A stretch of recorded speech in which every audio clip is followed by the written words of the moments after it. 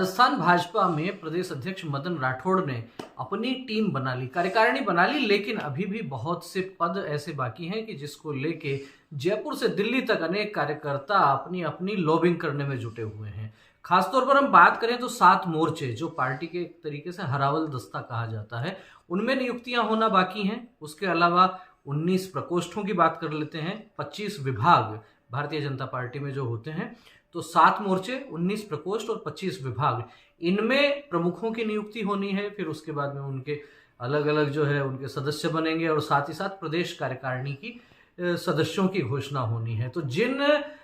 कार्यकर्ताओं का नाम अभी मुख्य सूची में नहीं आया, जो महामंत्री, प्रदेश मंत्री, उपाध्यक्ष, प्रवक्ता, इनमें स्थान पाने से वंचित रह गए, वे अब दौड़ लगाएंगे, वे अब पूरा प्रयास करेंगे कि उन्हें किसी न किसी मोर्चे, प्रकोष्ठ और विभाग की जिम्मेदारी दे दी जाए। भारतीय जनता पार्टी के लिए भी ये जरूरी है कि वे जल्दी से जल्दी इन सभी मोर्चे, प्रकोष्ठ और विभागों में भी नियुक्तियां कर दें, क्योंकि आने वाले समय में जिस तरीके से स्थानीय निकाय के चुनाव होने हैं, तो कार्यकर्ताओं का संयोजन, नियोजन ये भी आवश्यक है, जिससे कार्यकर्ताओं में हम कह सकते हैं एक संतुष्टि का भाव होता है, एक उत्साह का जागरण होता है और साथ ही साथ आपकी टीम जो है वो उत्साहपूर्वक काम करती है। तो जिन पदाधिकारियों को उम्मीद थी मुख्य कार्यकारिणी में, प्रदेश कार्यकारिणी में स्थान पाने की, यदि वे वहां नहीं पहुंच पाए हैं, तो अब अपने अपने